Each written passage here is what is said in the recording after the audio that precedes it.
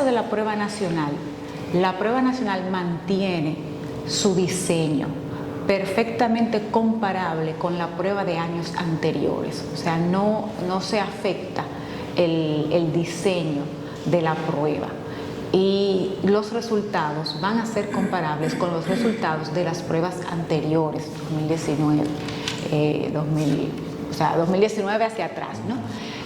Porque esta priorización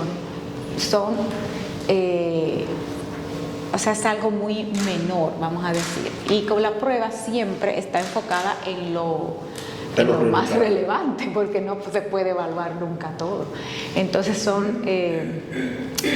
lo que se ha hecho es tomar en cuenta esta priorización en la prueba en cuanto a los contenidos, pero lo que queremos destacar es que la prueba mantiene su diseño y es comparable con anteriores.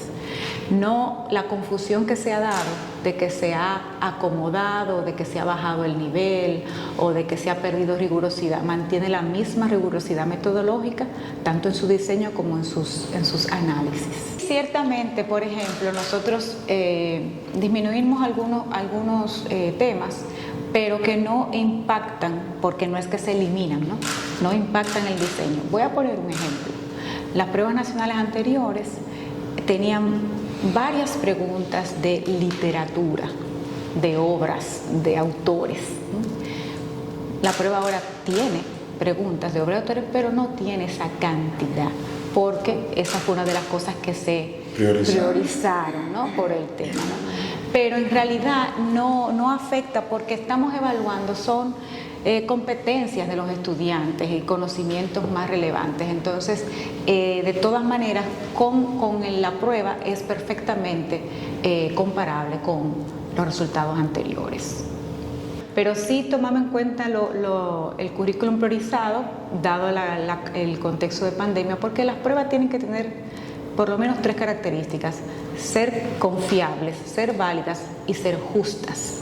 Entonces uno no puede evaluar lo que por lo menos en declaración tiene que desarrollarse en los centros educativos. Son características que toda prueba que está basada en el currículum debe cumplir para mantener su validez.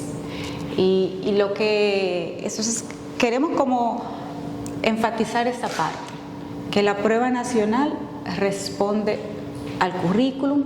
Por un año hubo un currículum priorizado. Es importante que se tome en cuenta que la prueba no evalúa un solo año, sino que evalúa el nivel secundario, el último ciclo completo, son varios años y 3 años.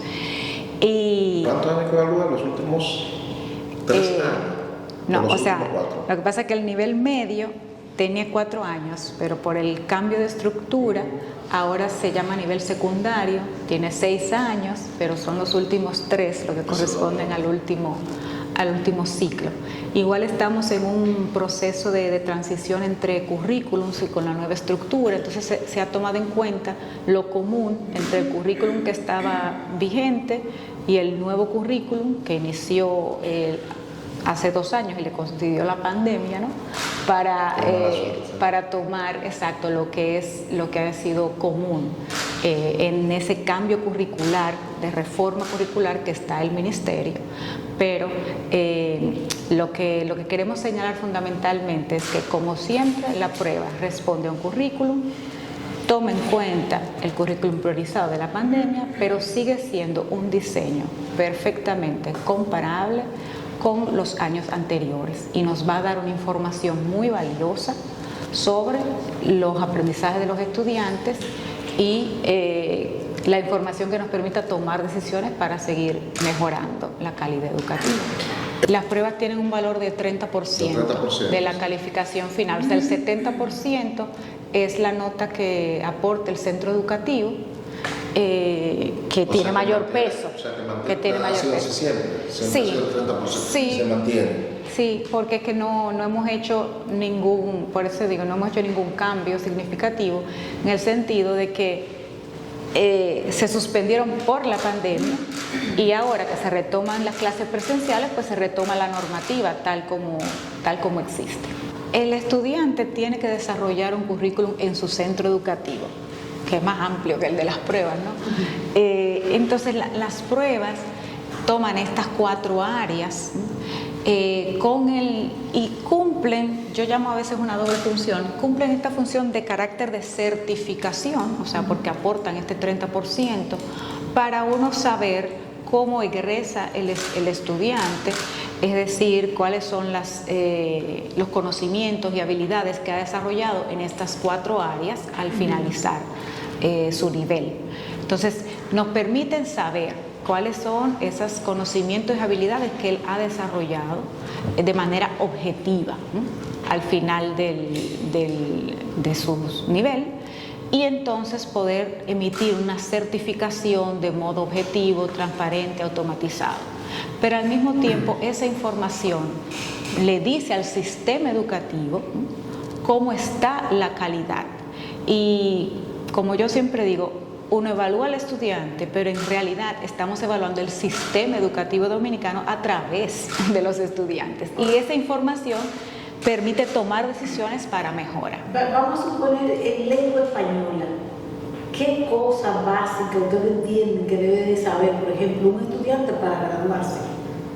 Eso está determinado en el currículum. La prueba nacional, por ejemplo, de lengua española, lo que prioriza es la comprensión lectora. Hay una serie de textos que él tiene que leer y luego pues una serie de preguntas que apuntan a ver su comprensión a distinto nivel.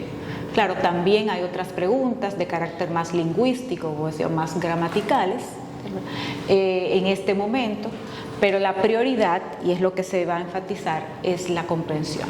Lo más importante es el uso de los resultados para mejorar. Nosotros siempre hacemos un informe de los resultados de las pruebas nacionales, en términos no solo de su promoción o su puntaje promedio, sino de poder identificar dónde están las mayores debilidades de los estudiantes, etc. Y se hacen diferentes informes en ese sentido. Y eso sirve para mejorar o tomar decisiones o diseñar programas de formación docente, de acompañamiento, inclusive mirar el currículum, mirar los materiales didácticos. Nosotros sí, ciertamente, yo creo que como sistema tenemos un desafío de utilizar más la información para mejorar y para establecer políticas educativas, ¿no? Pero nos sirve también para ver inequidad existente, por ejemplo, porque nos permite saber cómo está la zona rural, cómo está la zona urbana, cómo están las niñas versus los niños, o sea, en fin, nos da mucha información sobre la cual uno puede identificar y entonces poder diseñar y tomar medidas. ¿Y qué han identificado a lo largo de ese tiempo? ¿Y qué han mejorado? Bueno, justamente en este tiempo se han identificado debilidades en la calidad educativa. ¿Cómo cuál? Fíjate que muchas veces la gente dice que los estudios internacionales tenemos bajos resultados. Digo, sí, pero no es solo en los internacionales, que la nacional ya nos está diciendo cosas a mejorar, tanto la prueba nacional como otras evaluaciones nacionales que también se hacen y que la gente conoce. Normalmente coinciden esos estudios internacionales con lo que arrojan las pruebas nacionales. Sí, hay una relación, o sea, no son iguales, pero hay una relación. Entonces, te va ya diciendo, si seguimos con el ejemplo de lengua española, que hay un nivel que trabajar para mejorar la comprensión lectora del estudiante, y así con matemáticas ni se diga, porque es una de las áreas que más hay que reforzar. Entonces, nosotros tuvimos 2 años sin poder evaluar por la pandemia. Por eso yo considero que es muy importante la información que podamos obtener ahora. Y de hecho es algo que a nivel mundial se está mirando cuál ha sido el efecto, porque la pandemia generó una crisis a nivel mundial para todos. Y no todos hemos podido identificar específicamente cuál es la situación. Entonces, todas las evaluaciones, tanto la evaluación diagnóstica nacional que aplicamos como esta prueba nacional, yo creo que nos va a dar una información importante para eso. Y justamente otro tema que el ministro había mencionado mucho es el tema de la motivación de los estudiantes, porque no es un tema menor, o sea, con qué motivación para participar y para hacer su mayor esfuerzo va un estudiante a tomar unas pruebas. Y eso es un tema que también hemos ido como trabajando en este último mes para que ellos se familiaricen con el formato de pruebas, se motiven, se le baje un poquito la tensión, ¿no? y puedan desarrollar su prueba con confianza y tranquilidad. En ese mismo orden, ustedes trabajan el estrés de los estudiantes, porque las pruebas nacionales, lo que tenemos hijos, sabemos, el estrés que genera. Dígale a usted que la vida es un estrés, ¿verdad? Dígale a usted. Tanto para la prueba PISA, la prueba diagnóstica y también para la prueba nacional. ¿En qué consistía esa jornada de motivación?